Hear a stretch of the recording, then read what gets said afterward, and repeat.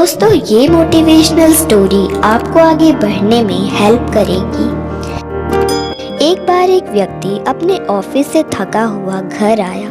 जब वो घर आया तो उसका 8 साल का बेटा उसका इंतज़ार कर रहा था।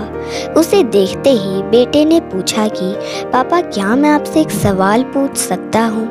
व्यक्ति के हाँ कहने पर उसके बेटे ने उससे पूछा कि आप एक घंटे में कितना पैसा कमाते हैं?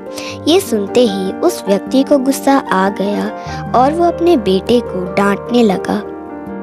बेटे ने कहा कि वो बस ऐसे ही जानना चाहता है। इस पर उस व्यक्ति ने कहा कि करीब 100 रुपीज़। फिर बेटे ने कहा, क्या आप मुझे 50 रुपीज़ दे सकते हैं? इस पर उस व्यक्ति का गुस्सा बहुत बढ़ गया और उसने अपने बेटे को डांटते हुए कमरे में जाने को कहा। फिर बेटा रोता हुआ कमरे में चला गया। थोड़ी देर बाद जब उस व्यक्ति का गुस्सा शांत हुआ तो वो अपने बेटे के कमरे में गया और उससे माफ़ी मांगते हुए उसे 50 रुपीज़ दे दिए।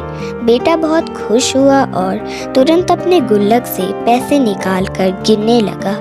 उस व्यक्ति ने बेटे से पूछा कि जब तुम्हारे पास पैसे थे तो तुमने मुझसे क्यों मांगे? आखिर तुम्हें क्या खरीदना है?